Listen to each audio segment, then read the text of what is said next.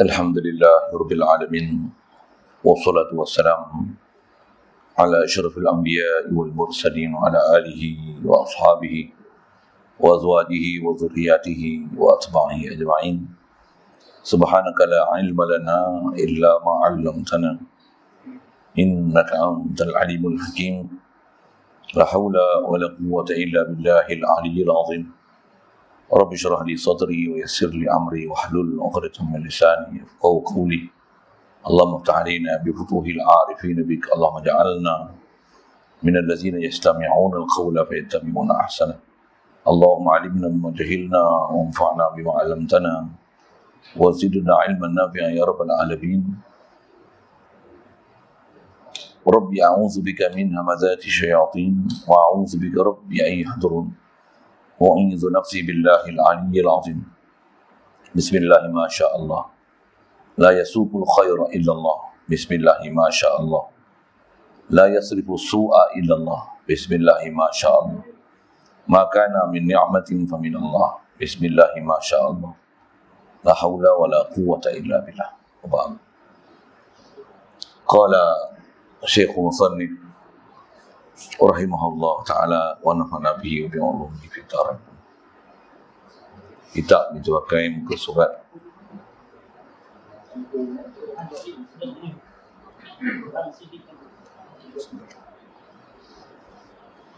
surat 30 yang jauh ni. Kata musannif rahimahullah ta'ala, wa amma burhan wujubu sidqihim fali'annahum law lam yasduqu للازم الكذب في خبره تعالى لتصديقه تعالى لهم بالمعجزة النازلة منزلة قوله تعالى صدق عبدي في كل ما يبلغ عني. Adapun bukti wajibnya sifat benar mereka itu alaihi wassalatu wassalam, kerana bahawasanya kalaulah mereka itu tidak benar, nescayalah lazim pasti berlaku dusta pada berita perkhabaran Allah Ta'ala. Ini tidak mungkin berlaku kerana Allah Ta'ala sendiri membenarkan bagi mereka itu dengan dikurniakan mukjizat yang meletakkan perkara ini pada kedudukan firman Allah Ta'ala, benarlah hamba-Ku dalam semua yang disampaikannya daripada Aku. Hadirin sekalian, syukur Allah Subhanahu Wa Taala limpah kurnia Dia mewujudkan kita atas muka bumi ini. Alhamdulillah, dapat pula kita Islam melalui Islamnya mak ayah kita. Sejak lahir lagi kita dihukumkan Islam. Alhamdulillah, dengan Islam kita dapat tu pula kita dibesarkan dalam keluarga, dalam masyarakat, dalam negara Islam. Allah Subhanahu Wa Taala memudahkan kepada kita untuk boleh hidup dalam keadaan taat, patuh, ikut perintah Dia, tinggalkan larangan Dia. Alhamdulillah, nikmat lagi Allah Taala diberi kita kesedaran untuk mempelajari dan memahami Islam itu, khasnya memahami kalimah syahadah la ilaha illallah Muhammadur Rasulullah. Allah Ta'ala berikan kesedaran pada kita, kehendak pada kita, keinginan pada kita untuk kita benar-benar memahami apa tuntutan yang ada dalam agama Islam ni, khasnya dalam bab memahami makna kalimah syahadah, memahami maksud la ilaha illallah dan memahami maksud Muhammadur Rasulullah. Alhamdulillah, syukur diberi pada kita keupayaan boleh hadir solat maghrib malam ni, diberi pula kelapangan masa, keterbukaan hati, berada dalam satu majlis ilmu untuk kita nak meneruskan bacaan daripada kitab Matan Ummul Barahin, insya-Allah. Alhamdulillah, kita di muka surat 30 nak membicarakan hujah dan alasan bagaimana bukti dalil yang nak disebut oleh pengarang kita mengenai benarnya sifat yang telah kita bicara pada sekalian Nabi dan Rasul yang Allah telah utuskan kepada kita. Itulah sidik, amanah, tabligh, fatanah. Khas atas sekali lalu saya baca tadi mengenai sifat sidik. Jadi apa yang telah kita belajar dengan istilahnya sifat wajib bagi Rasul, sidik, amanah, tabligh, fatanah, dan sifat Rasul harus bersifat dengan sifat kemanusiaan yang tak menjatuhkan martabat dia, bukanlah satu kesimpulan yang telah dibuat oleh para ulama kita dengan saja-saja nak buat, tidak. Tapi semuanya berdalil Al-Quran, hadis, bahkan dengan ijma', qiyas, mantap sungguh apa yang telah mereka simpulkan kepada kita, yang kita mesti pegang betul-betul. Inilah jadi dasar akidah kita. Apa pun yang kalau kita dengar pernyataan tentang akidah ni, mestilah atas rumusan yang telah disebut oleh ulama ahli sunnah wal jamaah ni dalam bab ketuhanan, dalam bab kerasulan. Rumusan ni adalah dirujuk. Jadi kalau ada apa-apa nas dalam bab ketuhanan, dalam bab kerasulan yang menyalahi daripada prinsip yang telah dibuat saripatinya oleh para ulama akidah, khasnya atas kita bicara mantap mubarahin, di atas kesimpulan antara ulama, kaedah-kaedah ulama ahli sunnah wal jamaah, mana-mana yang nas menyalahi daripada kaedah ni, perhati elok nas tu, mesti ada benda yang tak kena. Kalau ada orang berhujah daripada Al-Quran ataupun hadis untuk menegakkan benang basah mereka dan menegakkan akidah mereka, yang mereka berhujah pakai Al-Quran dan hadis, tapi pernyataan daripada Quran hadis, terjemahan literal dia secara translation word by word tu menyalahi dengan rumusan akidah yang telah disebut oleh ulama ahli sunnah wal jamaah. Satu, kita belajar mesti belajar dengan format, belajar dengan akidah. Kita nak proses Quran hadis bahan mentah tak pandai. Satu, mesti kita ada prinsip dengan kita belajar ilmu yang telah dirumuskan formulasinya dan telah diformulasikan oleh ulama-ulama yang pakar, kan? Walaupun yang kita belajar ni dia tak sebut pun ayat Quran, dia tak sebut pun hadisnya, tapi memang inilah parti yang kita kena pegang, tak boleh berganjak sama sekali. Yang tu yang wajib atas kita belajar ilmu ni. Khas atas nama kita belajar ni ilmu akidah, iaitu akidah ahli sunnah wal jamaah. Pendeknya pun kitab pun nipis saja, nama Matan Ummul Barahin, tapi wallahi dia adalah akidah yang mantap, tepat dengan kaedah ulama ahli sunnah wal jamaah. Memang tepat betul macam mana kata Nabi SAW. Isyarat dalam hadis dia, dia kata, yang inilah akidah yang ma'ana alaihi wa ashabi. Dia tak akidah aku dan para sahabat aku. Jadi atas akidah aku tu itulah dipanggil ahli sunnah, wa ashabi dan para sahabat aku. Bila sahabat ni ramai, itulah dipanggil umum, istilah dipanggil jamaah. Jadi mesti kita pegang ni atas kaedah yang ulama dah buat rumusan ni. Apatah lagi zaman kita belakang ni, bab akidah ni memang banyak bercelaru lah.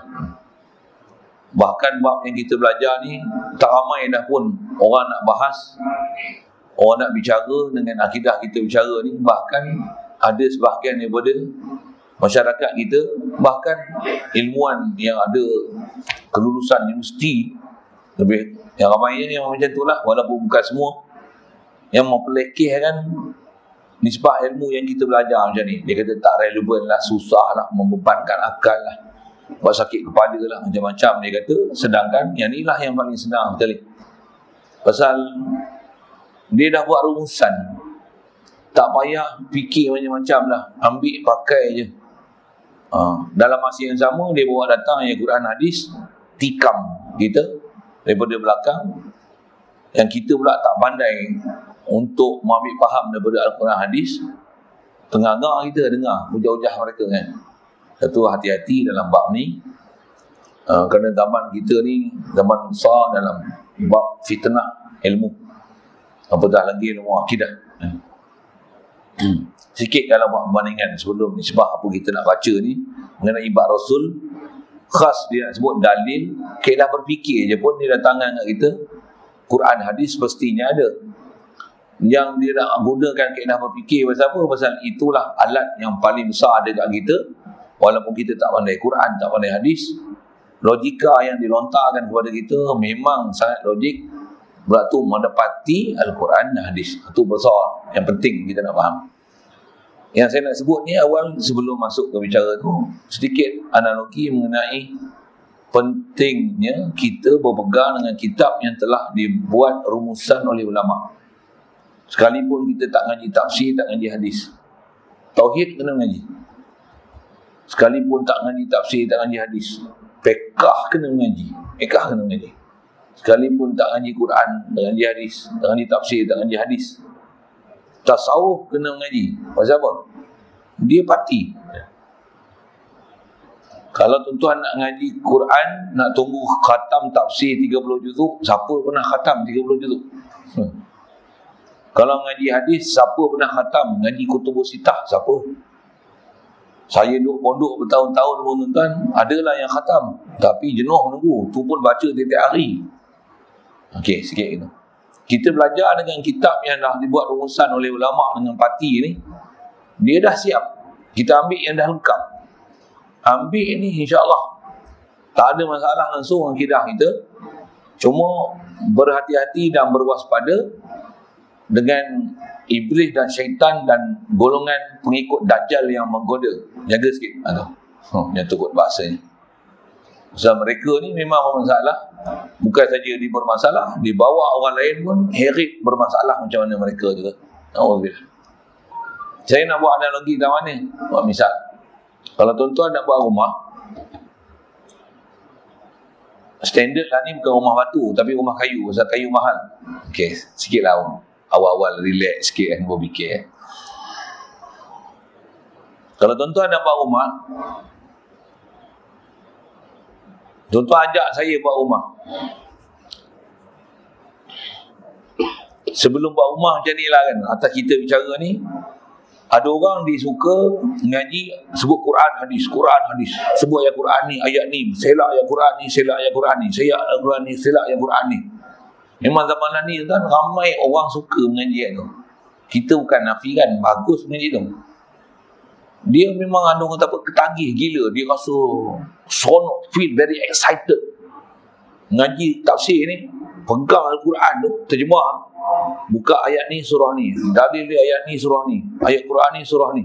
Oh tuan-tuan, dia bangga, best lah ngaji Quran, best lah ngaji tafsir ni, baru faham kata dia. Okay. Hadis pun sama, buka hadis tu, buka hadis ni, tengok hadis ni, tengok hadis ni, buka hadis ni, buka hadis ni, buka. Oh dia kata dia, best lah ngaji, baru faham kata dia. Ada orang bertikai, dia kata apa? Kenapa ustaz tak baca macam tu? Ni dia baca kitab tauhid tu, ini sikit tak baca Al-Quran dan hadis pun. Satu saya nak cerita buat rumah ni. Kalau tuan-tuan nak buat rumah, saya nak ajak tuan-tuan macam ni, pergi hutan. Buat apa? Tebang pokok lah. Tak pun nak buat pakai batu, boleh juga lah. Jom, buat apa? Pergi tepi sungai. Buat tu buat apa? Kapak gunung, dekat Kuala Kangsar. Kuala Kangsar pun jalan nak pergi Muntik kan. Buat apa? Kita arah simen bukit tu, YTL tu. Buat apa? Buat turun simen, buat turun pasir. Buat apa? Nak pancur lah simen, nak buat bata, nak buat ni. Buat korek tanah. Buat apa? Cari biji besi, beli alat macam-macam, korek, beli biji besi. Buat apa? Waktu belakang belajar lah, beli api, tempat bakar, pam untuk apa? Belajar nak lebur besi, nak buat besi, nak buat rangka, nak buat atap lagi. Tu susah saya cerita batu pasir simen kan. Saya cerita macam ni, yang pokok jom masuk, ikut saya. Tebang pokok. Nak tebang pokok takkan nak buat cangkul. Takkan nak buat kapak kan? Apa? Mestilah chainsaw tu. Gaji enjin tu. Pula tu takkan yang panjang tu.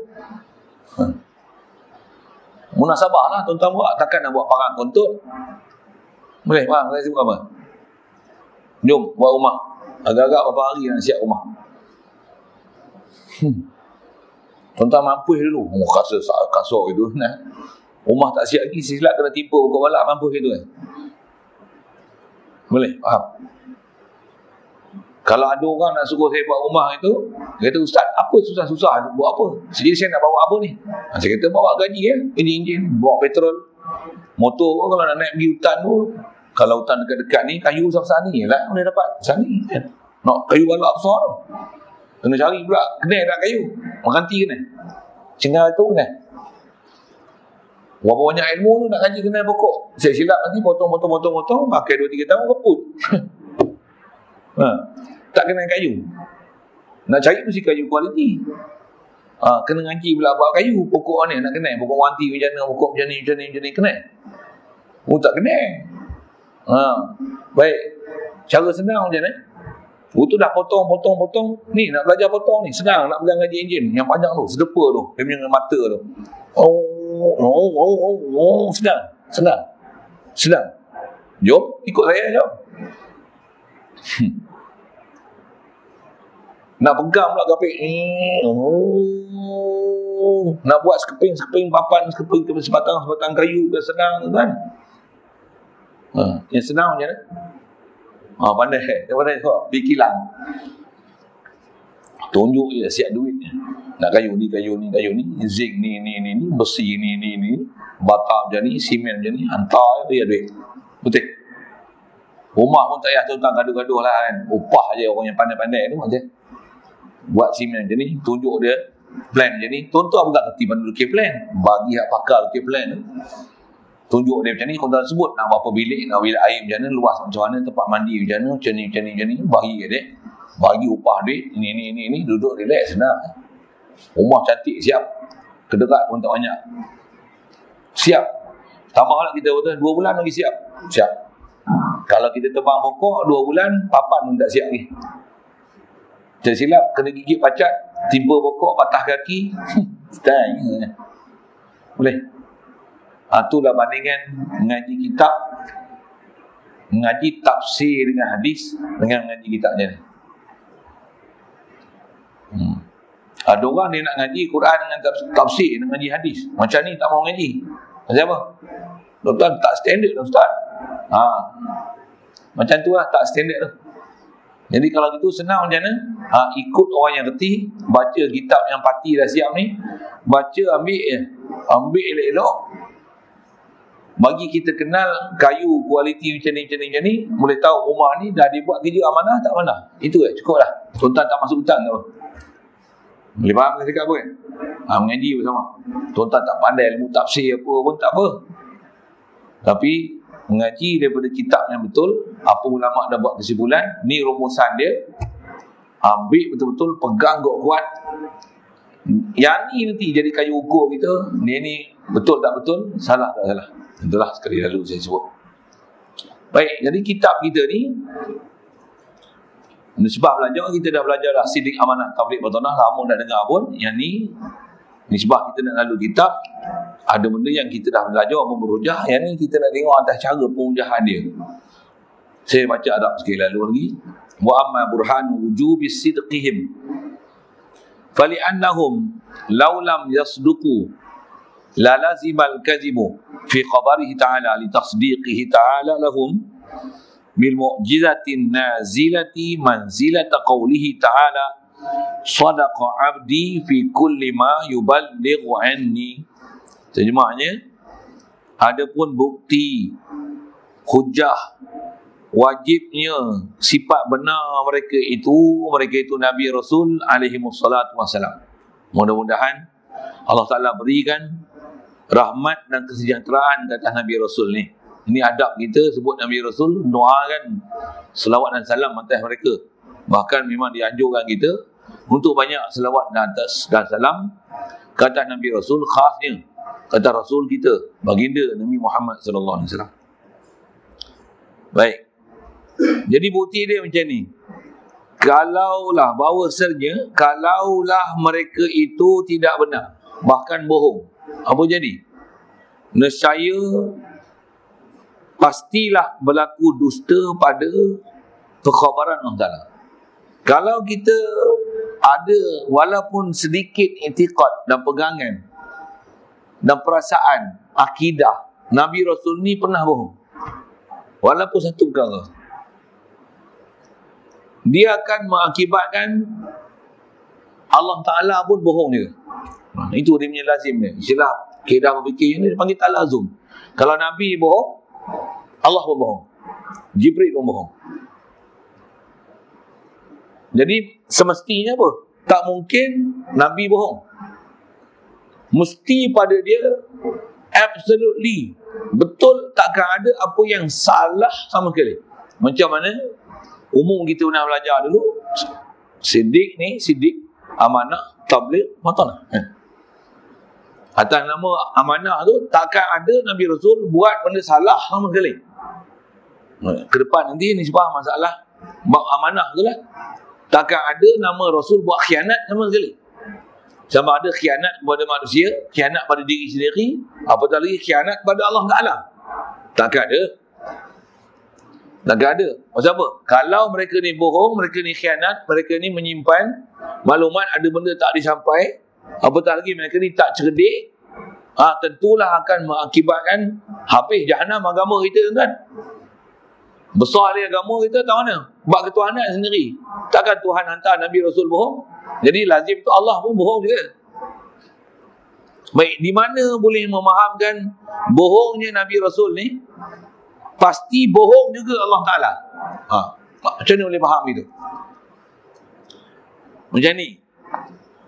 Kata dia, kerana Allah Ta'ala sendiri telah membenarkan bagi mereka itu Rasul, Nabi ni, Allah Ta'ala telah membenarkan mereka dengan dikurniakan kepada Nabi Rasul ni mukjizat. Yang mukjizat ni meletakkan benarnya apa yang disampaikan oleh Nabi Rasul ni pada kedudukan. Jadi mukjizat ni dia seolah-olah menepati wahyu Allah Ta'ala. Allah Ta'ala kata macam ni, seolah-olah apa dia? Benar hamba aku ini dalam semua perkara yang disampaikan daripada aku. Berapa? Allah Ta'ala support dia. Kalau ada orang kafir yang tak beriman dengan Nabi Rasul ni, apatah lagi mereka meminta bermacam-macam permintaan sebagai bukti bahawasanya benar kamu ni Nabi Rasul, bawa datang hujah macam ni, bawa datang hujah macam ni. Peristiwa kalau sebut Nabi Rasul banyak lah. Saya sebut misal, yang terlintas nak sebut misalnya, pernah Rasulullah, Nabi kita Muhammad SAW ni, satu ketika dia duduk di Madinah. Masa tu di Madinah, tengah duduk dengan para sahabat, datang satu orang Arab Badui. Orang Arab Badui ni kan orang kaum nomad, tak reti budi bahasa, tak ada sopan santun, biadab, itulah. Bawa seekor dog besar ni, tu tanggung, masuk dalam masjid. Masuk dalam masjid bawa dog. Buat apa? Saja nak cabar Rasulullah, nak tunjukkan benar tak betul dia ni. Tujuan dia asal nak follow, kan? Buat apa? Pergi depan tu sahabat ni, bila tengok perangai tak senonoh ni, kalau boleh nak tubi ya, kan? Apa ni? Rasulullah kata, tengok, duduk. Rasulullah bagi syarat, duduk. Mari depan Rasulullah, orang Badui tu. Kata dia, ayyukum Muhammad? Siapa Muhammad? Rasulullah kata, ana akulah Muhammad. Ana Muhammad Ibnu Abdullah. Kata dia, adakah engkau yang mengaku engkau tu Rasulullah? Ya. Kata dia, aku tak percaya engkau. Melainkan kalau engkau bagi biawak ni, mengaku engkau ialah Rasulullah. Bayar. Biawak tu dog kan? Bukan biawak kita ni. Dia kata kalau kau nak ni, letak biawak. Biawak tu letak panggu terus kepala. Macam beri satu penghormatan kepada Rasulullah. Rasulullah bagi ke? Ya Dab, akhbir man ana.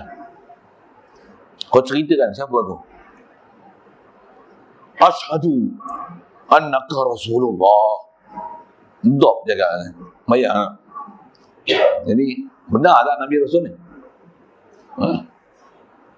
Yang tu yang Allah Ta'ala bagi semua Nabi Rasul ni, boleh kata semua, bukan boleh kata, memang wajib i'tiqad. Allah Ta'ala ni memang setiap Nabi Rasul ada mukjizat dia. Cuma ada mukjizat yang popular, tak popular. Itu ya. Tapi setiap Nabi Rasul pasti Allah Ta'ala akan beri mukjizat untuk membenarkan benarnya mereka ni adalah utusan Allah Ta'ala. Jadi mukjizat ni seolah-olah firman Allah Ta'ala, benar ini adalah utusan aku. Siap.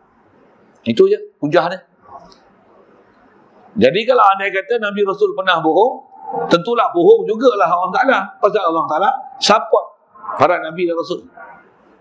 Satu, para Nabi dan Rasul, walaupun dia manusia, dia makan, minum, sakit, ada anak, isteri, tapi batin dia bukan macam manusia biasa. Batin dia musyahadah pada Allah Ta'ala, lebih terang, lebih jelas, dia faham dan kenal dan arif dengan Allah Ta'ala ni lebih daripada para malaikat lagi. Allah Ta'ala bagi mereka Nabi-Nabi dan Rasul ni alaihi wassalatu wassalam kenal sungguh Allah Ta'ala ni, sehingga mereka ni adalah orang yang kalau mata pejam pun hati tak pejam dengan Allah Ta'ala. Anda bayang tak Nabi Rasul kedudukan dia macam mana? Bukan macam kita. Kita ni mata tak pejam pun hati pejam. Bolehlah kat situ sikit kat kita kan. Ya. Duk sembahyang pun mata tak pejam, hati pejam. Nabi Rasul ni mata pejam, hati tak pejam.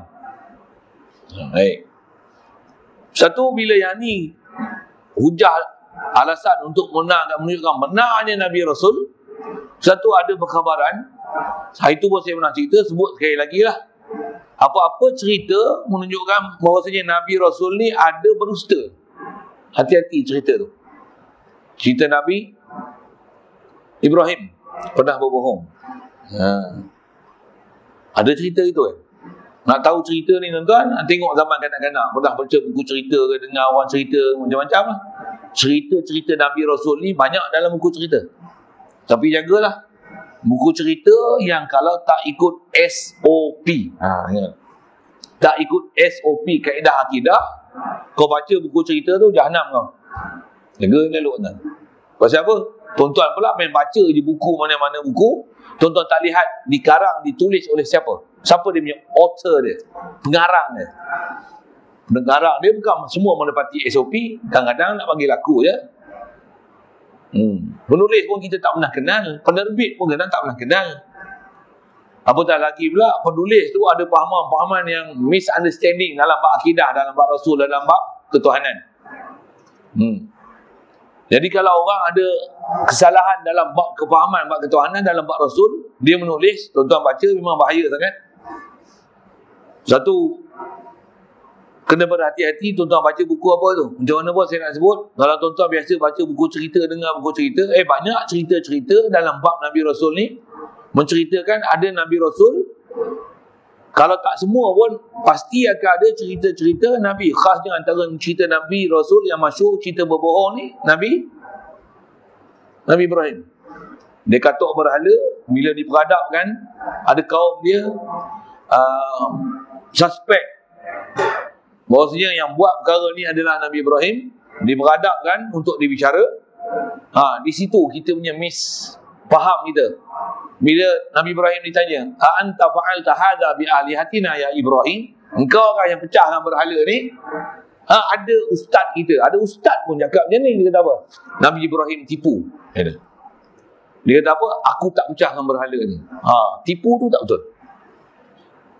Nabi Rasul tak pernah tipu. Tak pernah tipu. Itu kalau tak tipu, dia kata apa?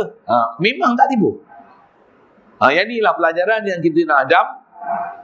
Kalau ada peristiwa tu, kena faham elok-elok istilah-istilah yang telah disebut oleh ulama. Yang mesti jangan kata tipu sama sekali pada Nabi Rasul. Pasal apa? Salah akidah. Dan bila kata tipu, masalah akidah ni tahu mana?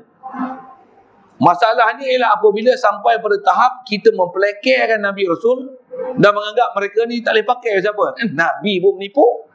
Sini masalah ni. Akidah kita kalau ada Nabi Rasul, mana-mana Nabi Rasul, walaupun serendah-rendah martabat Nabi, walaupun serendah-rendah martabat Rasul, tapi selagi dia Nabi atau Rasul, bahkan walaupun hanya sekadar Nabi saja tak Rasul, bila kita pelekerkan dia, ada perasaan mempelekir, menjatuhkan martabat dia. No, Nabi pun bohong. Bila kita ada perasaan mempelekirkan Nabi Rasul, habis dia nak akidah kita dengan Nabi Rasul, saya silap keluar daripada ajaran Islam. Bukan salah sikit kan, salah akidah ni, jangan main. Dia akan melibatkan runtuh kefahaman kita Muhammad Rasulullah. Antara makna Muhammad Rasulullah kita akan belajar tu di akhir kitab nanti. Membenarkan Nabi Muhammad utusan Allah Ta'ala, lazim pada tu membenarkan apa yang Rasulullah kata. Antaranya membenarkan semua Nabi Rasul yang Rasulullah cerita. Antaranya membenarkan bahawasanya semua Nabi Rasul adalah benar. Walaupun mengatakan seorang Nabi dia pernah bohong, habis akidah. Satu, jangan silap. Jangan silap.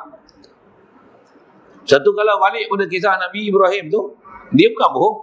Atau istilah saya pernah ajarkan tuan-tuan, cuma pernah dengar atau pernah dengar ke, yang ni lah ilmu yang kena mengaji pada saluran yang betul. Ilmu ni lah nak kena belajar. Apa dia?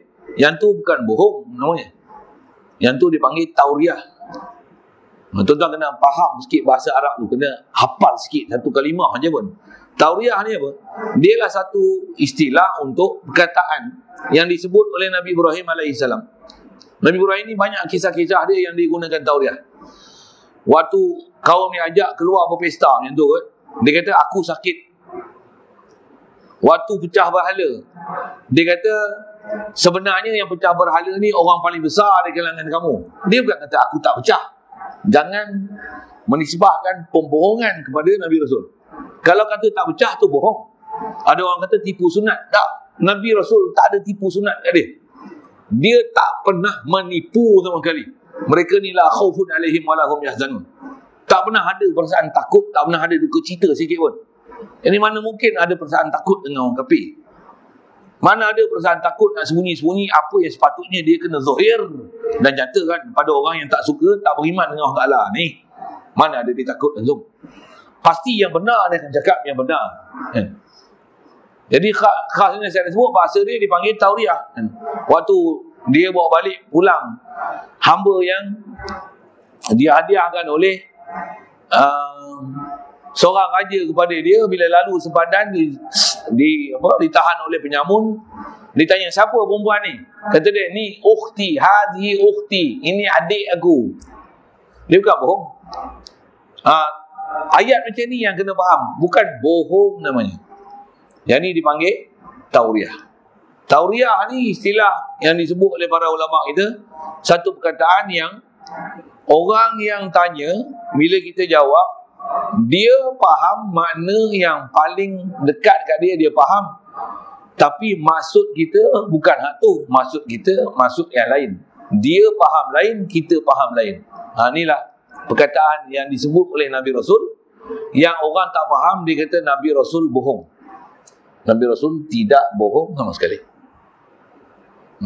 Satu, bila diajak pergi pesta, Nabi Ibrahim kata apa? Inni sakim, aku sakit.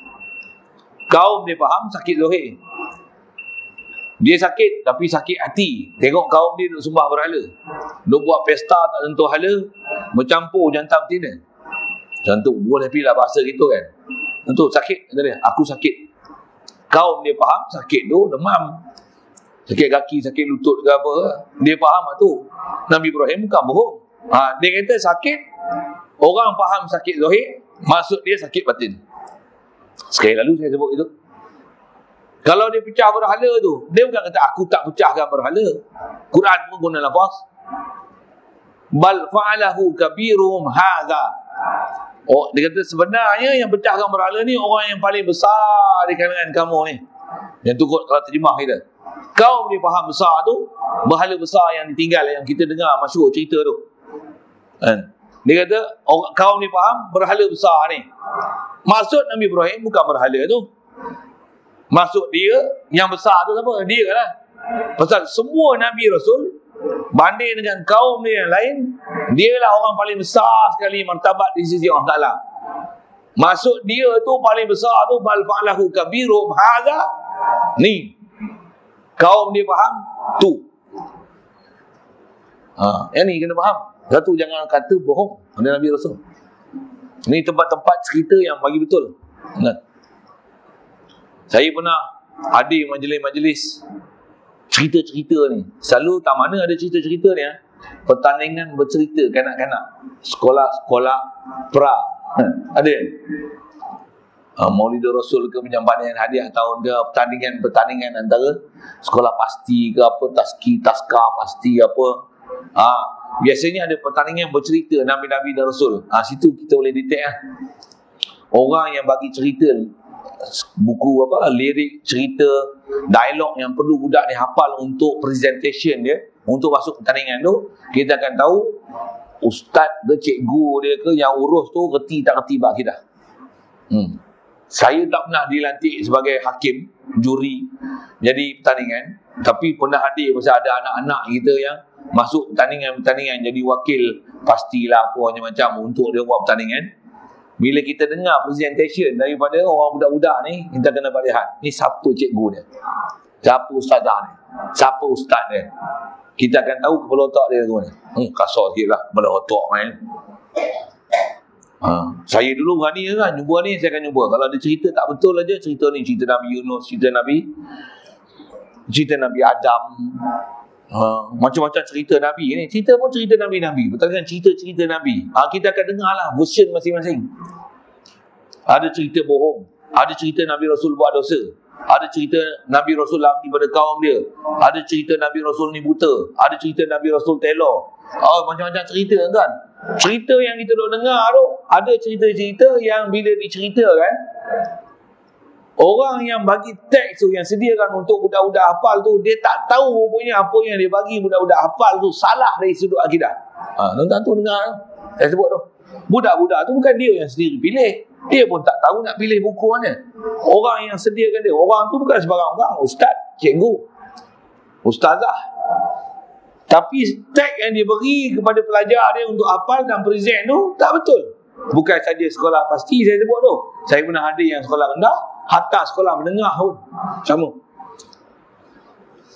Saya dulu berani kan, tengok sekolah ni sekolah mana, budak mana. Saya kata siapa sedia teks ni, tanya budak tu nanti lepas pertandingan. Dia kata ustaz ni pengiring dia. Pergi jumpa. Pasal ustaz kan, salah dia, sesat dia, habis sesat anak murid dia. Pergi jumpa. Saya dulu beratuk perangai macam tu. Saya tak marah barat bodoh-bodoh gitu. Pergi tengok sabab dia. Pergi jumpa ustaz dia. Ustaz ke sediakan teks ni? Ya. Betul ke kata Nabi Adam ni berdosa? Dalam Quran pun kata Allah Ta'ala kata Nabi Adam berdosa. Ustaz ngaji akidah lah. Saya tak boleh ingat, saya kelahi macam tu. Ustaz ngaji akidah tak? Nabi Rasul ni buat dosa ke? Melenggung dia. Ni cik ke? Ustaz macam mana boleh terlepas pandang dia tu? Bukan dalam Quran kata berdosa tu Rabbana zalamna anfusana tu. Dia ada lah hujah dia. Saya kepak satu. Betul ni. Kita belajar Nabi Rasul mana ada dosa. Macam mana ustaz boleh kata berdosa? Kalau yang memang Pak Wahab ni, temu kan, kenal lah ustaz dia siapa. Apa saya nak sebut ni? Saja-saja nak sebut, ni tempat-tempat yang kita boleh detect apa masalah dalam bab Nabi Rasul dalam masyarakat. Satu, bila kita cerita bab akidah macam ni, tuan, ramai masyarakat kita dia tak boleh terima cerita yang kita cerita ni.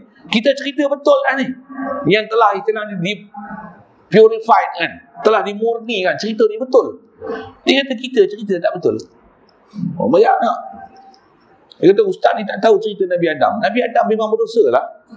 Selama kan dia sebut kita cerita Nabi Ibrahim. Nabi Ibrahim ni bukan saja dia menipu, dia dulu pernah sembah bulan, pernah sembah bintang, pernah sembah matahari. Ayat Quran, surah ini, ayat ni, surah ni, ayat ni, surah ni.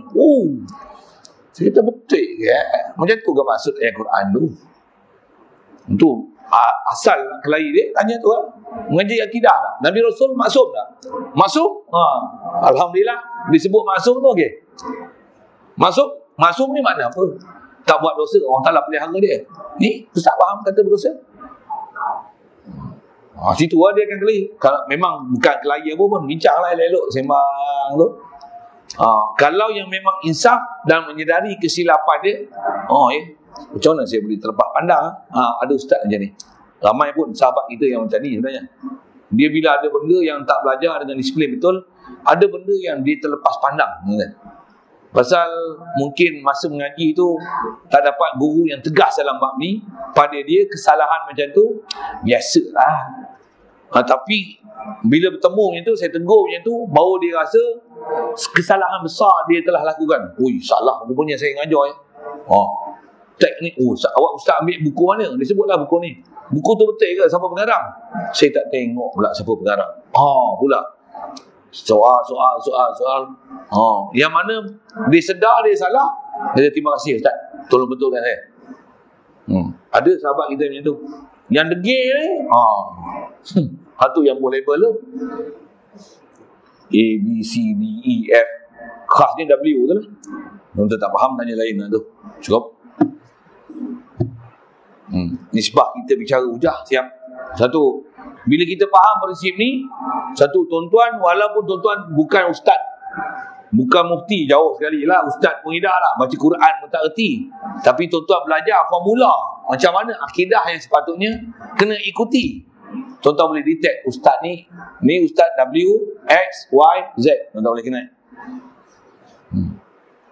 Saja saya isyarat W, X, Y, Z tu lah, boleh kenal. Kenapa? The first impression kita dengar dia cakap, kita boleh tahu ustaz ni mesti faham ni. Sekali kita dengar kuliah, kita boleh tahu. Kalau orang tak faham, dia tak ada kayu ukur, dia tak boleh menilai. Mudah-mudahan taklah pelihara kita semua hati-hati hidup. Di atas hujah ni juga ya. Khasnya pahaman-pahaman yang dia nak menegakkan benang basah dia. Apa dia?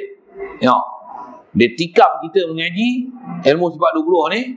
Lepas tu dia datangkan Quran hadis. Kata dia Allah Ta'ala, takkan Allah tak betul? Kan? Cara dia berhujah. Ni hadis Nabi, takkan Nabi tak betul? Kau beriman nak dengan Allah Ta'ala? Kau beriman dengan Nabi Muhammad? Kau nak ikut ulama ke nak ikut Nabi dan Rasul? Nak ikut Nabi Muhammad? Kau nak ikut ulama ke nak ikut Allah Ta'ala? Dia cakap macam tu.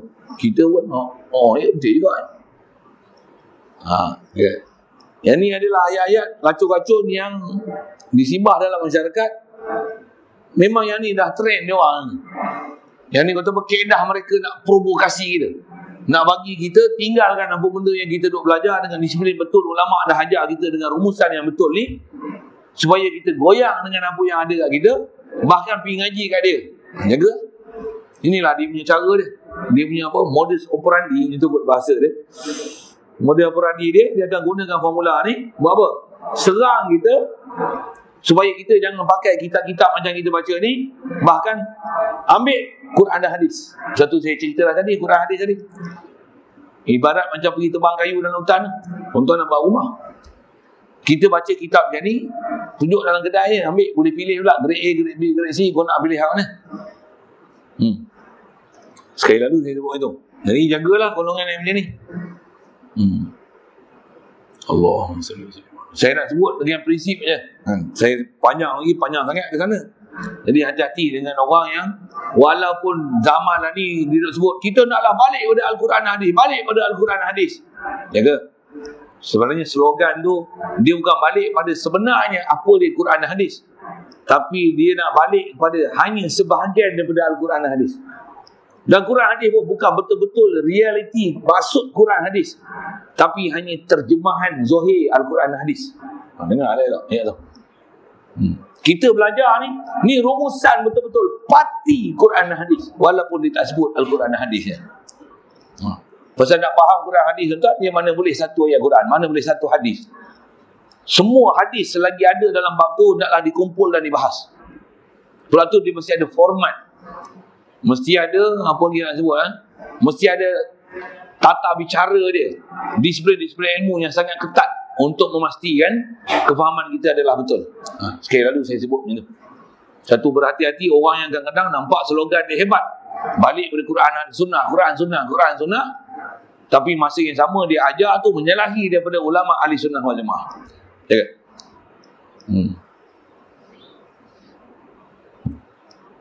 Baik, itu sekali lalu dalam bab sidik. Kita tengok bab ni lah. Yang kedua. Wa amma burhanu wujubil amanati lahum alaihimus salatu wassalamu. Fali'annahum law khanu bi fi'li muharramin aw makruhin lam qalabal muharramu awil makruhu ta'atan fi haqqihim li'anna Allah ta'ala amarna bil iktida'i bihim fi aqwalihim wa af'alihim wa la ya'muru Allah ta'ala bi fi'li muharramin wa la makruhin hadha bi'aini huwa burhanu wujubis salisi. Baca sekali lalu terjemah. Dia kata, dan ada pun bukti wajibnya Nabi Rasul bersifat amanah. Amanah ni bahasa lain dia ismah. Bahasa yang kita duk pakai maksum. Maksum ni Nabi Rasul ni terpelihara daripada buat apa-apa nama dosa. Bahkan bukan saja dosa atas nama haram, benda makruh, khilaf aula pun tidak akan sama sekali diperbuat oleh Nabi Rasul. Haram makruh kita biasa dengar. Khilaf aula tak faham, sekali lagi saya sebut lagi insya-Allah. Bahkan Nabi Rasul ni jangan kata yang khilaf aula, yang benda harus pun kalau atas nama ambil benda harus tu di atas dasar dia kerana nafsu dan syahwat, takkan ada keadaan macam tu pada Nabi dan Rasul. Ni mulianya Allah Ta'ala beri pada Nabi Rasul.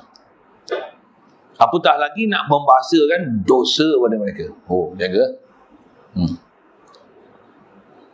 Kita baca dulu terjemah sekali lalu, sekali kita semak balik dengan apa sepatutnya dipaham. Bukti wajibnya bersifat amanah, wajib ismah, wajibnya maksum mereka itu Nabi Rasul alaihi wassalatu wassalam. Bahawasanya kalaulah mereka itu khianat. Khianat ni macam mana? Mengerjakan perkara yang haram atau makruh. Bahkan disebut oleh ulama, sambung ayat makruh tu, ataupun khilaf aula, ataupun benda harus tapi buat kerana nafsu dan syahwat semata-mata. Macam tu. Nescaya bertukarlah perkara yang haram ataupun yang makruh ataupun yang khilaf aula ataupun ambil atas dasar syahwat dan nafsu itu, dia akan jadi amalan taat pada diri mereka itu Nabi Rasul. Kalau andai kata Nabi Rasul buat benda haram, nescaya kita pun disuruh buat benda haram juga. Dan buat benda haram tu jadi taat. Kenapa pula?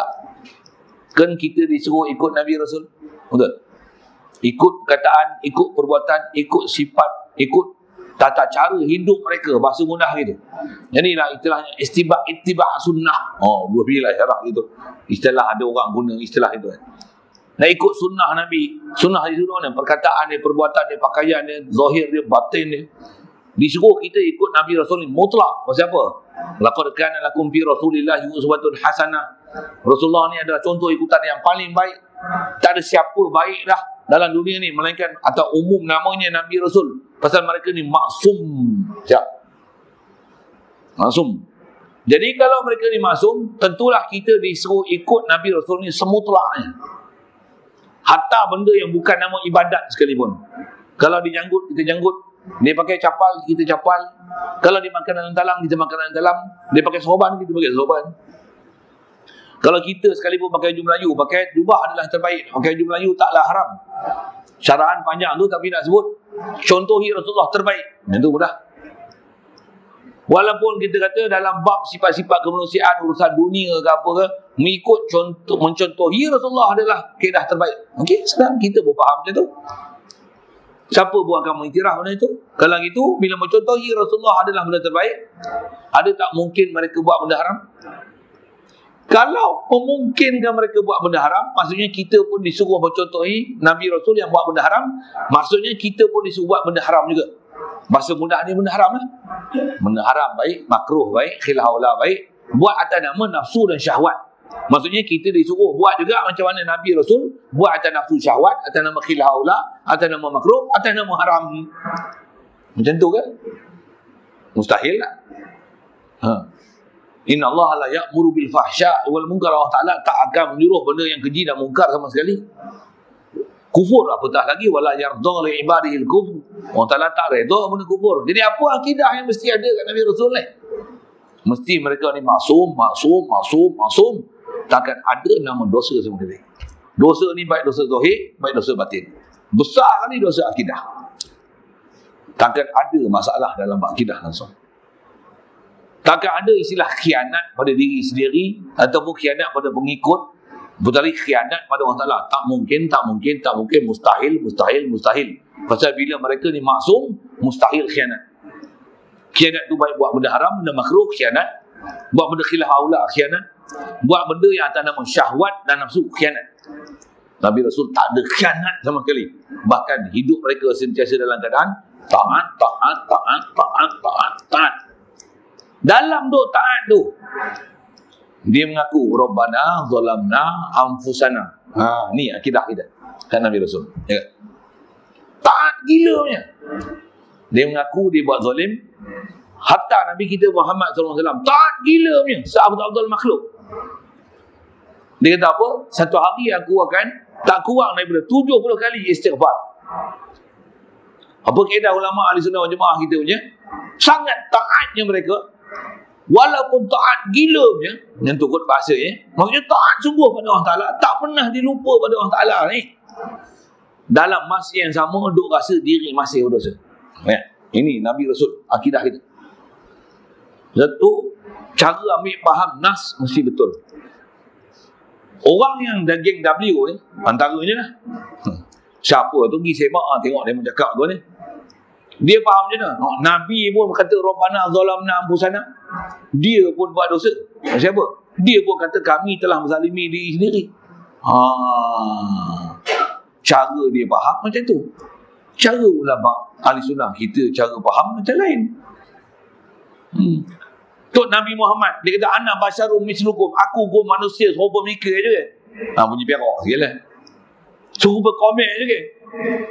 Ana basyarum mislukum, cuma yuha ilayya, aku ni diberi wahyu. Dia buat dengan muka kali. Nabi ni manusia biasa je, mat kampung je. Mat kampung je. Sampai pelekeh Nabi Rasul macam tu. Kita tak. Kita ahli sunnah wal jamaah mana ada perkataan macam tu, tak pernah keluar daripada ulama ahli sunnah wal jamaah kita. Bahkan di kalangan mereka ni boleh kata Nabi ni dulu sesat, dapat wahyu pun dapat hidayat. Dulu sembah berhala, dulu sembah matahari, sembah bulan, sembah bintang. Lepas tu baru dapat hidayat.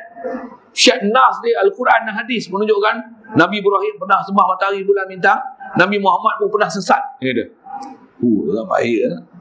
Dia macam adik-beradik yang ada satu orang tu kata Nabi Muhammad ni pelarian. Tak banyak. Selamba dia cakap macam tu. Golongan W lain, yang tu lain, yang tu lain, yang tu lain. Itu bukan WXYZ, itu lain. Apa tu buah nama lain kira. Tuan-tuan senyum tu maksudnya tuan-tuan faham lah, tahu lah perkembangan tu. Ada orang tak faham lah tu. Dia lah cerita pelarian-pelarian ni. Bahkan ada orang guna bahasa, ada orang tak perasan pun salah. Nabi Muhammad menyuruh bersembunyi di Gua Thur. Rasulullah tak pernah sembunyi kan? Dia tak pernah sembunyi kan? Kalau awal-awal dakwah dia sembunyi pun. Bukan dia sembunyi lah. Itu perintah Allah Ta'ala di atas format. Apa? Format dakwah. Rasulullah tak pernah takut lah. Sahabat pun ada yang tak takut. La ilaha illallah Muhammadur Rasulullah. Kau nak bunuh aku pun bunuh lah. Takkan Rasulullah sembunyi. Rasulullah sembunyi ni pasal Allah yang perintah suruh dia sembunyi. Satu dia sembunyi. Mesti kena tanggung cerita macam tu. Bukan Rasulullah takut ke orang dia bersembunyi. Bukan. Mana-mana cerita dalam Quran yang menunjukkan ada je. Tengok Zohir terjemahan cerita kisah Nabi-Nabi dan Rasul ni. Ada buat dosa, salah, berakidah. Ada istilahnya minat kat perempuan, cenderung kat perempuan. Bila tengok orang perempuan jadi ada syahwatun nisa atau seumpamanya. Ayat ni kena beradab, kena cakap baik-baik. Kena orang kata apa, ada tata susila kita untuk kita nisbahkan pada Nabi Rasul. Bukan boleh cakap sebarang. Tapi mereka ni, golongan ni dia akan berhujah. Rasulullah kata, Nabi pun kata ana basyarum mislukum. Dia pakai hadis yang sama, Al-Quran yang sama. Tapi metodologi berfikir dan pahaman dia berbeza. Jauh beza tuan-tuan dengan ulama ahli sunnah wal jamaah kita. Mereka sebut nah Al-Quran dan hadis untuk sampai-sampai hati mereka. Mereka sampai hati. Sanggup kata Nabi Rasul ni sesat. Hatta Nabi Rasul tu bukan umum Nabi Rasul. Nabi Muhammad pun sesat. Oh, dia boleh kata itu. Saya nak sebut nama orang boleh, tapi bukan passion saya lah. Dan tu PM tepi lah. Ada orang masuk dalam radio, dia sebut macam tu. Bila ada orang petikai, dia kata dia, bukan maksud saya macam tu. Baru dia melatah. Sebab tu tak mengaku salah kat tu. Apa dia cakap? Dia masih nak menegakkan benar masalah dia. Kata dia, bukan saya kata, Allah yang kata. Nampak. Baliklah pada Al-Quran dan Sunnah. Allah yang kata, Nabi Muhammad sesat. Oh, tuan-tuan, bayang tau. Selama je dia kata itu.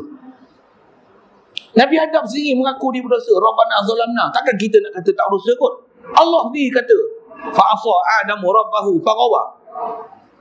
Allah yang kata. Oh. Okay. Husnilah hujah-hujah juga mereka sebut. Allah yang kata, Allah atas aras. Allah yang kata, Allah ada mata. Allah yang kata, Allah ada tangan. Ni korban mereka.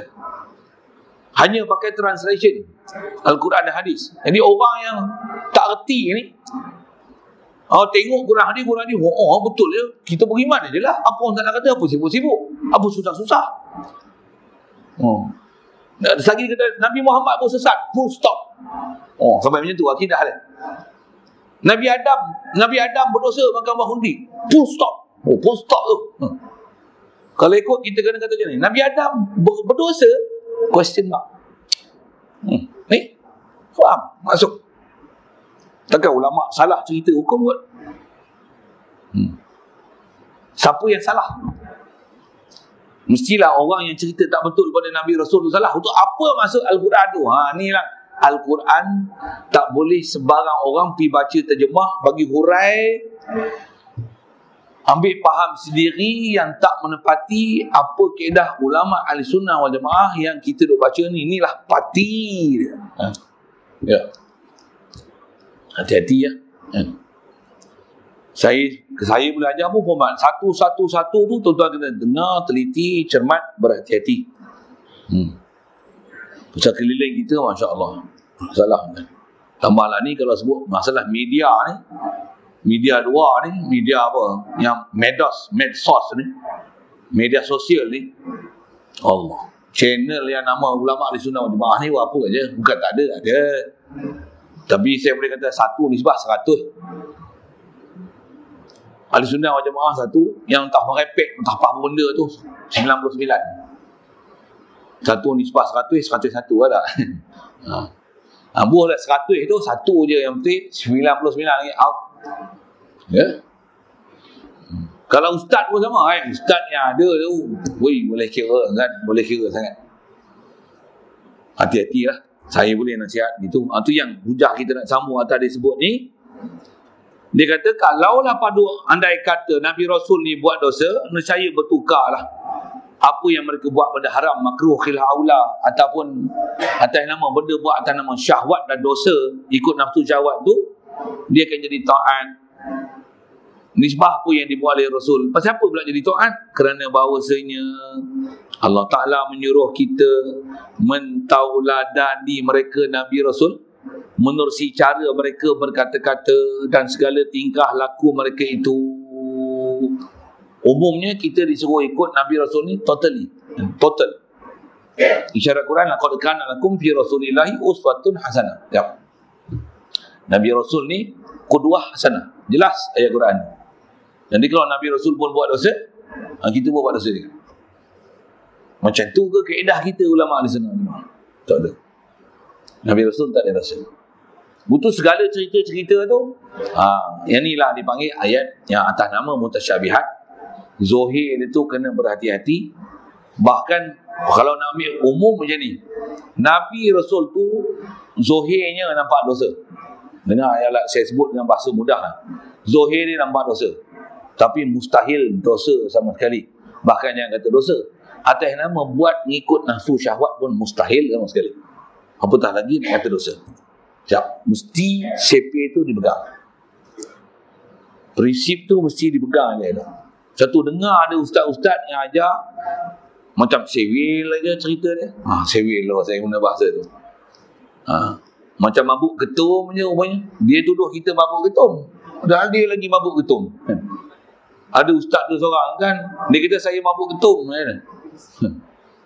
Dia ada ustaz ni datang daripada Perak ni rasa saya. Ustaz ni tak kerti tafsir. Dia kata saya tak kerti tafsir. Memang saya bukan ahli tafsir pun. Tuan-tuan tak tengok dia ajar akidah Allah Ta'ala duk atas arah. Tuan-tuan tak tengok ni. Awal-awal ajar akidah Allah duk atas arah siap lah. Kalau duk ajar akidah atas arah, tuan-tuan nak tengok dia komen bab Nabi Rasul, sila. Tak payah tengok dia, betulnya sepak masuk parit lah. Kalau saya sebut itu, mudah.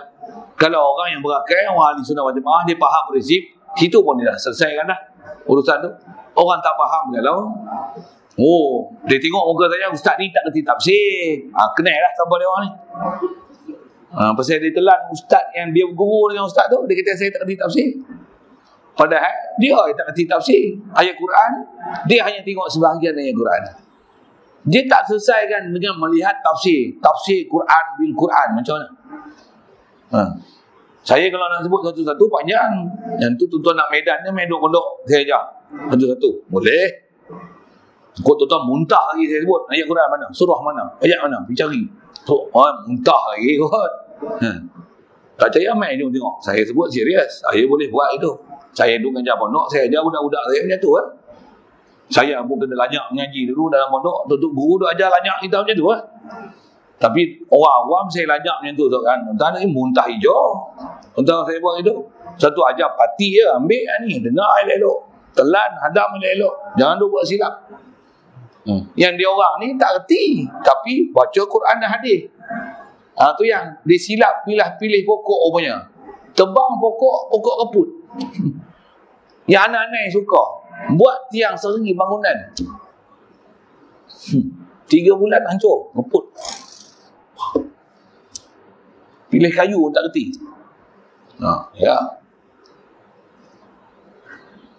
Baik, jadi atas kita bicara ni, kita disuruh ikut Nabi Rasul perkataan, perbuatan.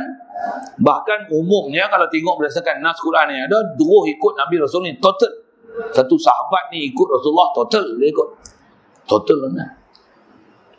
Kalau tengok sejarah Rasulullah ni, para sahabat dia ikut Rasulullah macam mana?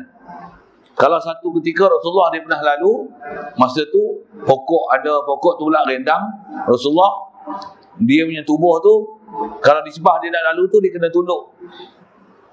Sahabat bila tengok Rasulullah lalu kawasan tu tunduk, punya istilahnya mereka ni ikut sungguh Rasulullah, perkataan, perbuatan, tingkah laku dan perangai.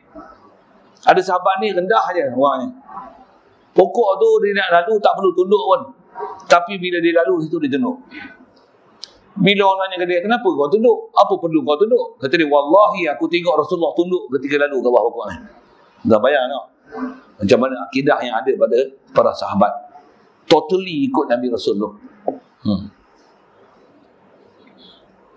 Jadi kalau macam tu, maksudnya memang mereka ni ikut Nabi Rasul sungguh. Khas atas akidah kita belajar ni, memang Nabi Rasul ni, dia tak, Allah Ta'ala perintah kita ikut semutlaknya Nabi Rasul. Takkan ada pada Nabi Rasul sebarang nama dosa, salah, makruh, haram, makruh, khilaf aula ataupun buat atas nama nafsu syahwat, sama sekali. Pastinya pada Nabi Rasul ni taat. Kalau nampak dosa, bukan dosa.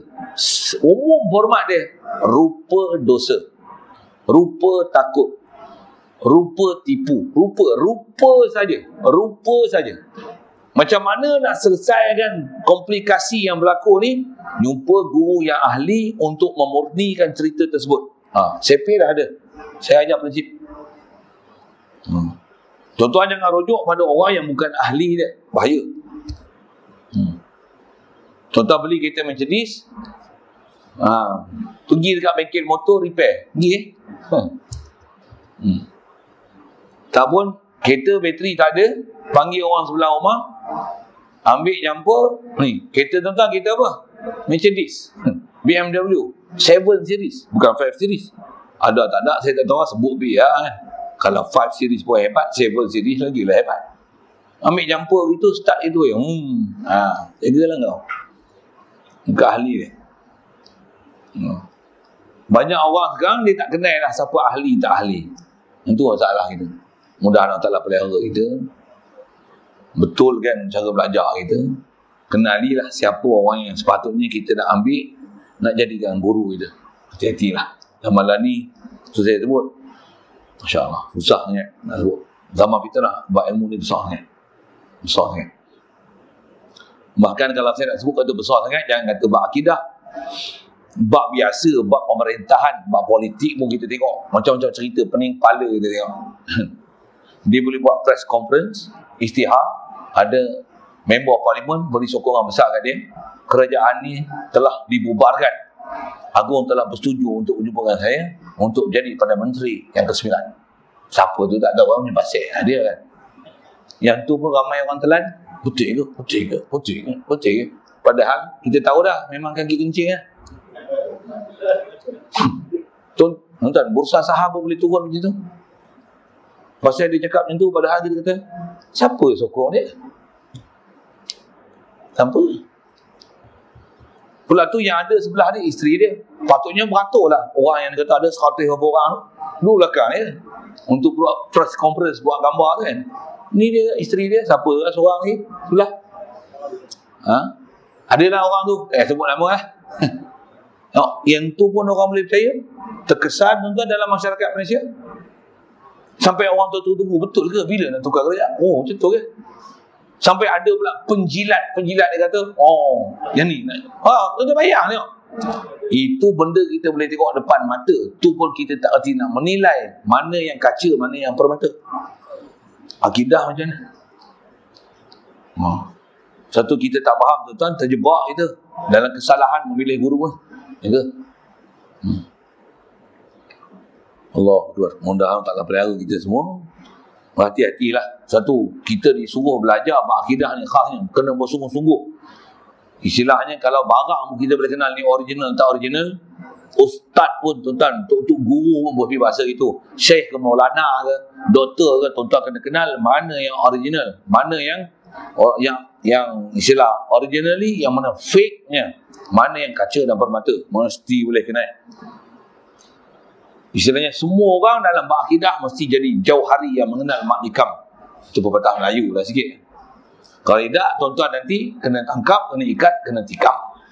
Ya kan? Siap. Jadi kata dia, kalaulah andai kata boleh ada keberangkalian Nabi Rasul ni buat maksiat, nescaya apa yang dia buat maksiat tu, nescaya kita tiru dia tu pun adalah taat juga. Pasal Nabi buat maksiat, kita pun disuruh buat maksiat. Pasal Nabi buat maksiat, nescaya kita disuruh buat maksiat. Kan cara berfikir dia macam tu. Benda tu berlazim macam tu. Takkan Nabi Rasul buat maksiat, kita tak boleh buat maksiat. Sedangkan kita disuruh Rasul, itu hujah dia. Kita disuruh ikut Rasul semutlaknya. Bila Rasul buat maksiat, maksudnya kita disuruh buat maksiat. Sedangkan bukan macam tu. Sedangkan kita dilarang sama sekali buat maksiat. Rasul macam mana? Rasul memang tidak ada apa-apa nama maksiat sama sekali. Clear akidah kita. Apatah lagi sampai mempelekeh dan menjatuhkan martabat Nabi Rasul. Bahkan sebut Nabi Rasul pun tak ada hormat. Mereka ni memang tak ada hormat dengan Nabi. Nak berbuk Sayyidina pun tak boleh kat Nabi Muhammad. Berbuk Sayyidina pun ayat yang keluar bid'ah. Itu kan Nabi Rasul. Kat ulama' lagi tak ada ulama'. Syafi'i, PA ya dia sebut. Umar je. Kita nak sebut Umar, saya nak sebut ni tak gamak ni. Sayyidina Umar, Sayyidatina Khadijah. Nak sebut baginda Nabi, nak sebut tu dengan penuh rasa kemuliaan dan kehormatan ni, berganda baginda Nabi Muhammad SAW. Nak sebut nama dia.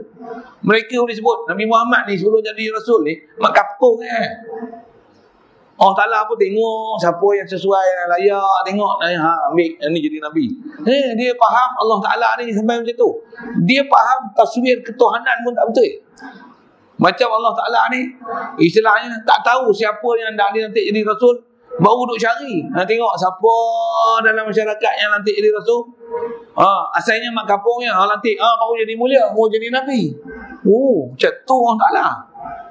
Dia faham ke Rasul macam mana? Salah dia. Taswir dia faham ketuhanan pun salah. Bahayanya akidah ni. Tu jadi tak ada masalah. Kata Allah duduk atas aras, Allah bersila atas aras, Allah ada mata, ada muka, ada tangan kanan, tangan kiri. Allah pun bila dia ada, mesti dia bertempat. Kalau tak ada tempat, dia nak duduk mana? Selamba je. Apa mustahil ni? Allah dia buat aras, dia nak duduk atas aras. Hak dia nak duduk ke aras. Dia ada mata, ada tangan ke? Yang penting kita iktikad macam mana Allah Ta'ala kata. Selamba dia ada cerita bab akidah, hatta benda mustahil pun, selamba je dia nisbahkan pada Allah Ta'ala, pada dia itulah iman. Sangat bahaya akidah ni. Kaedah kita ni semua mustahil pada Allah Ta'ala. Ada muka, ada tangan, ada kaki. Dia kata ni sifat. Sifat dengan juzuk, sifat dengan komponen pun dia tak faham. Mata, tangan, kaki bukan sifat. Itu juzuk, itu anggota, itu jisim. Yang ni yang ulama kata mujassimah ni. Dah dia macam-macam lah kelaya kan. Tapi macam ni lah fahaman dia. Dia menafikan dia mujassimah, dia menafikan dia WXYZ apa tu. Tapi fahaman sebiji yang fahaman tu. Kadang-kadang ditukar nama pula, nama gini, tukar nama je, branding ya ditukar. Tapi fahaman yang sama. Hati-hatilah. Jadi sebab kita bicara ni, dia kata padahal Allah Ta'ala tidak pernah menyuruh Nabi Rasul ni melakukan perkara yang diharamkan, dan kita pun tak pernah disuruh buat benda yang diharamkan. Lazim benda tu, nescaya kita tak boleh buat benda haram. Masa yang sama kita disuruh ikut Nabi dan Rasul semutlaknya, menunjukkan mesti semutlaknya Nabi Rasul tidak akan ada apa-apa nama dosa, sama ada haram, makruh, khilaf aula, ataupun buat benda harus atas nama nafsu dan syahwat, atas nama berlazat-lazat untuk mesembahkan diri, ambil nikmat dunia semata-mata. Mustahil hal ni pada Nabi Rasul. Wajib bersihkan Nabiullah Rasulullah daripada ciri-ciri yang salah macam ni. Ni kaedah akli dia sebut. Sebut nas ayat Quran satu-satu panjang. Dia bagi kita metodologi berfikir, rumusan nak ambil semua Quran hadis. Ni parti dia. Ambil. Siapa nak sanggah? Mari tengok. Jangan kau nak cakap apa? Yang tu yang kitab ni dipanggil Burhan Ummul Barahin. Istilah burhan ni hujah akli yang sangat mantap, yang dia datangkan kaedah pengujahan dengan menggunakan sekurang-kurangnya 2 rangkai kata ayat. Ni ayat pertama, ni ayat kedua, ni natijah dia yang sangat mantap. So, kalau saya sebut dengan prinsip burhan tu, ayat pertama apa? Kalau Nabi Rasul buat benda haram, nescaya kita disuruh buat benda haram. Betul tak? Sedangkan Allah Ta'ala tak suruh kita buat benda haram. Jangan kata benda haram. Kita disuruh taat setangan-tangannya, masa yang sama kita disuruh ikut Rasul, ikut seikut-ikutnya. Itu statement kedua. Kesimpulannya apa? Mustahil Nabi Rasul buat benda haram ataupun benda nama dosa. Siapa nak lawan? Siapa nak lawan statement tu atau burhan tu? Digunakan 2 rangkai kata ayat. Statement satu, statement kedua. Ni natijah. Saya nak sebut satu-satu banyak. Ni burhan apa kotaknya dia, isi senai lah, apa-apa kelepak semua berpuk. Macam-macam kaedah-kaedah, dalil-dalil hujah. Yang ni pun kalau masuk mahkamah tuan, kalah. Siapa nak lawan hujah ni? Baik. Dan dia kata ini kaedah berdalil dalam bab maksub ni, bab amanah ni, dengan sendirinya menjadi bukti kepada wajibnya bersifat yang ketiga, itulah tabligh. Saya sebut sekali dulu dengan mudah. Rasul menyampaikan, kalaulah mereka menyembunyi, nescaya kita pun disuruh menyembunyi juga. Pasal kita disuruh ikut Nabi dan Rasul. Jadi kalau Rasul sembunyi, kita pun disuruh menyembunyi. Sedangkan orang yang menyembunyi ilmu daripada Allah Ta'ala adalah dilaknat. Jadi bila kita dilaknat dengan sebab menyembunyi, dalam masa yang sama disuruh ikut Nabi dan Rasul, mustahil Nabi Rasul menyembunyi. Pasti mereka ni tabligh. Tak ada satu pun ayat-ayat Quran ataupun perintah Allah Ta'ala yang disembunyikan daripada kita. Semestinya mereka akan menyampai. Ya. Yang tu adalah dalil, bukti, kaedah berhujah, kaedah burhan untuk menunjukkan sabitnya sifat tabligh. Jadi nanti dia tak sebutlah nantilah sifat tabligh. Dan juga dia tak sebut bab amanah, pasal fatwanah. Pasal kitab kita ni memang disebut 3 je. Yang keempat, bab fatwanah dia tak sebut macam apa. Nabi sidik amanah fatwanah, sidik amanah tabligh, tentulah fatwanah. Khasnya sebut tak mana? Orang yang bersifat benar, jujur, untuk amanah tu. Tak akan buat dosa. Hati sentiasa musyahadah pada Allah Ta'ala. Dan ada kebijaksanaan untuk tabligh dan sampai misi dia. Untuk menyampaikan apa sepatutnya disampaikan. Tentu orang yang sangat brilliant. Tak payah sebutlah fatanah tu. Satu, tak payah sebut. Siapa? Orang sidik amanah tabligh, tentu orang cerdik.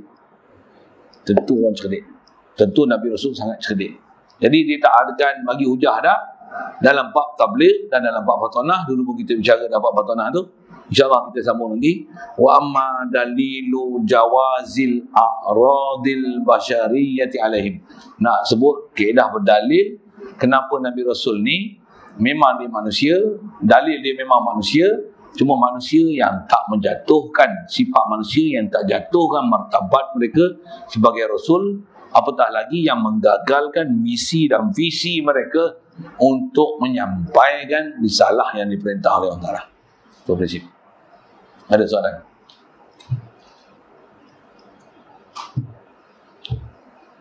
Bismillahirrahmanirrahim. Allahumma nawwir qulubana min nur hidayatika kama nawwartal arda min nur syamsika abadan abada bi rahmatika ya arhamar rahimin warzuqna fahman nabiyyin wa hifzal mursalin wa ilhamal malaikatil muqarrabin wa sallim tasliman ala jabil anbiya wal mursalin walhamdulillahi rabbil alamin.